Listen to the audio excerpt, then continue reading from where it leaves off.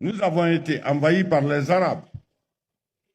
Parce que cette partie de l'histoire est méconnue. Je vais vous dire, mes chers enfants et mes aînés, pour un rappel pour vous, que le razzia des Arabes a commis beaucoup plus de dégâts en Afrique que le razzia, que la traite négrière, que la colonisation. Entre le 10e, voire 5e siècle, jusqu'au 10e siècle, il y a eu à l'époque, malgré l'effectif, la population très réduite, 8 millions selon les statisticiens historiques, 8 500 000 Africains qui ont été déportés en Arabie. Et dans quelles conditions?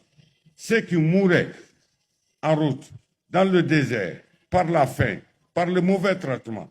Et pire, arrivés en Arabie, ces gens n'étaient pas permis de se reproduire entre eux. Ils étaient tous castrés. Et 35% de ces jeunes Africains mouraient pendant la castration. Ça, ce n'est jamais connu. Mais il y a un exemple typique. Bilali est venu de Tchad. Le premier muezzin du prophète Mohammed sallallahu alayhi wa sallam est venu du Tchad. Il est un de ses produits.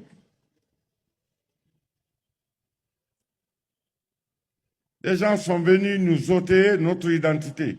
Je vous rappelle, je vous ramène à lire Ibn Khaldoun ou bien Ibn Battuta. Quand Ibn Battuta est arrivé, on lui a dit attention, tu vas dans un pays, dans une contrée, ils ont les cheveux courts, la mentalité très réduite. Mais quand vous lisez son rapport, il dit ceci. À travers tout mon voyage dans le Mandin, je n'ai trouvé que deux comportements, deux pratiques contraires aux règles islamiques. Le fait qu'ils se donnaient beaucoup plus de femmes que cadres et du fait qu'ils adoraient les gris-gris. À part ça, les règles d'hospitalité, de cohabitation, de mariage, de fraternité du Mandin étaient conformes aux règles islamiques. Aujourd'hui, on nous fait comprendre, plus tard, qu'on est venu pour nous civiliser.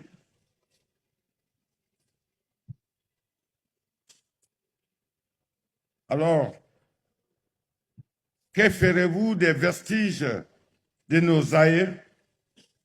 Je vous rappelle que le premier noir qui a fabriqué le canon à poudre, il était à Sigiri.